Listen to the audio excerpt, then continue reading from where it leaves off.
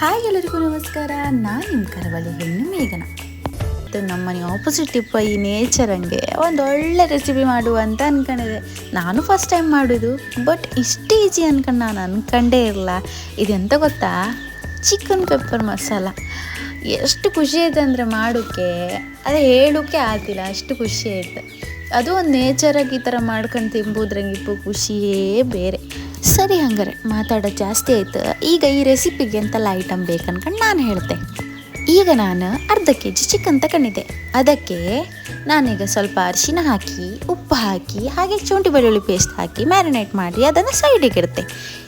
ಇವಾಗ ಮೇಯ್ನ್ ಐಟಮಿಗೆ ಹೋಗುವ ಆಯಿತಾ. ಮೇಯ್ನ್ ಐಟಮ್ ಏನಂದರೆ ಎಣ್ಣೆ, 2-3 ಈರುಳ್ಳಿ, 2-3 ಹಸಿಮೆಣಸು, ಹಾಗೆ ಕರಿಬೇವಿನ ಸೊಪ್ಪು 4-5 ಆಯಿತಾ.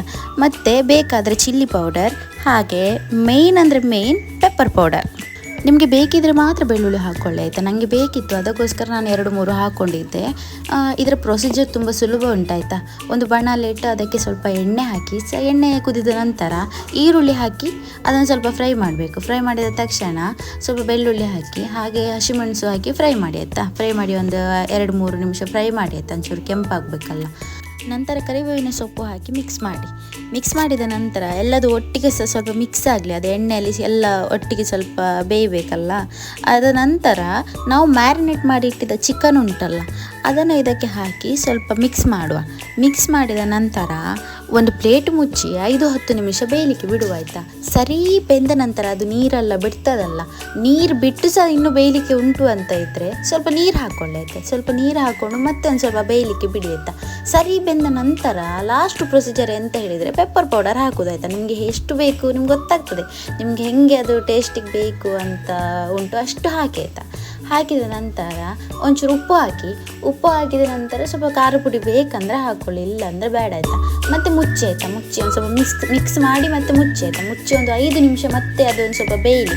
ಅಂದರೆ ಅದಕ್ಕೆ ಪೆಪ್ಪರ್ ಪೌಡರೆಲ್ಲ ಸರಿಯಾಗಿ ಅಂಟಬೇಕಲ್ಲ, ಪೆಪ್ಪರ್ದು ರುಚಿ ಬರಬೇಕಲ್ಲ, ಅದಕ್ಕೋಸ್ಕರ ಆಯಿತಾ.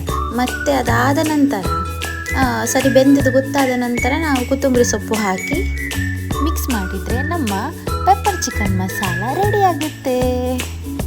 ನೀವು ಸಹ ಟ್ರೈ ಮಾಡಿ ನಿಮ್ಮ ಮನೆಯಲ್ಲಿ. ತುಂಬ ಈಸಿ, ಎಂಥ ಸಹ ಐಟಮ್ ಇಲ್ಲ, ಒಂದು 2-3 ಐಟಮಲ್ಲಿ ಮಾಡ್ಬೋದು. ಎಷ್ಟು ಒಳ್ಳೆ ಆಯಿತು ಅಂದರೆ ಅದು ನಂಗೆ ಹೇಳಲಿಕ್ಕಾಗೋದಿಲ್ಲ. ನೀವು ಹೇಗಾಯ್ತು ಅಂತ ಹೇಳಿ ನಮಗೆ ಒಂದ್ಸತಿ ಕಮೆಂಟ್ ಮಾಡಿ ತಿಳಿಸಿ. ನನ್ನ ಈ ಫುಲ್ಲು ವಿಡಿಯೋವನ್ನು ನೋಡಿ ನಾನು ಮಾಡಿದ ರೆಸಿಪಿ ಹೆಂಗಾಯ್ತಂತ ಒಂದು ಕಮೆಂಟಲ್ಲಿ ಹೇಳಿ ಆಯಿತಾ. ನನಗೆ ಸಹ ಗೊತ್ತಾಗ್ತದಲ್ಲ ನೆಕ್ಸ್ಟ್ ಟೈಮ್ ತಪ್ಪಿದ್ರೆ ಎಂತಾದರೂ ಸಹ. ಹಾಗಂತ ನೀವು ನಾನು ಈ ನೇಚರಲ್ಲಿ ಮಾಡಿದ್ದು ಈ ಹೈಜಿನ್ ಇಲ್ಲ ಇವರು ಹಾಗೆ ಅಂತ ಅಂದ್ಕೊಳ್ಬೇಡಿ. ನಾನು ತುಂಬ ಎಂಥರ ಅಡುಗೆ ಮಾಡುವಾಗ ನಂಗೆ 10 ಸತಿ ಕೈ ತೊಳಿಬೇಕು ಗೊತ್ತಾಯ್ತಾ. ಆ ಥರ ನಾನು ಹೇಗಾಯ್ತಂತ ಹೇಳಿ ಆಯಿತಾ. ಈ ನೇಚರಲ್ಲಿ ಅಡುಗೆ ಮಾಡಿ ತಿನ್ನೋದಕ್ಕೆ ಸಹ ಪುಣ್ಯ ಮಾಡಿರಬೇಕಾಯ್ತಾ. ನೀವು ಸಹ ನಿಮ್ಮ ಮನೆಯಲ್ಲಿ ಟ್ರೈ ಮಾಡಿ ಹೆಂಗಾಯ್ತಂತ ಒಂದ್ಸತಿ ಹೇಳಿ. ನಾನು ಹೇಳ್ತಿದ್ದೆ ನೋಡಿ, ನಂಗಂತೂ ತುಂಬ ಇಷ್ಟ ಆಯಿತು. ಬಟ್ ಏನಾದರೂ ತಪ್ಪಾಗಿದ್ರೆ ಸಹ ಕಮೆಂಟಲ್ಲಿ ಹೇಳಿ ಆಯಿತಾ. ಅಂದರೆ ನಮಗಿಂತ ಸೀನಿಯರ್ಸ್ ಅಡುಗೆ ಮಾಡುವವರೆಲ್ಲ ಇರ್ತಾರಲ್ಲ ಅವರು ಆಯಿತಾ. ಹಾಗೆ ನನ್ನ ವೀಡಿಯೋಸ್ ನೋಡಿ, ಇದು ಫಸ್ಟ್ ಟೈಮ್ ಲಾಂಗ್ ನಾ ವೀಡಿಯೋ ಬಿಡೋದು. ಹಾಗೆ ನಾನು ಈ ವಿಡಿಯೋಕ್ಕೆ ಲೈಕ್ ಆ್ಯಂಡ್ ಶೇರ್ ಕೊಟ್ಟು ಹಾಗೆ ಸಪೋರ್ಟ್ ಸಹ ಮಾಡಿ. ಈಗ ಇನ್ನೂ ಮಾಡ್ತಾ ಇರ್ತೇನೆ. ಇನ್ನೊಂದು ಯಾರು ಸಹ ಇದು ಮಾಡಬೇಡಿ ಆಯಿತಾ. ನಾನು ಈ ಗದ್ದೆ ಹತ್ತಿರಲ್ಲ ಇದು ಸಾರು ಮಾಡಿದ್ದೇನೆ ಅಂತ ಪ್ಲೀಸ್ ಆಯಿತಾ. ಇದೊಂದು ಟ್ರೈ ಮಾಡಬೇಕಂತ ಇತ್ತು ಗೊತ್ತಾಯ್ತಾ, ಅದಕ್ಕೋಸ್ಕರ ಮಾಡಿದ್ದೆ.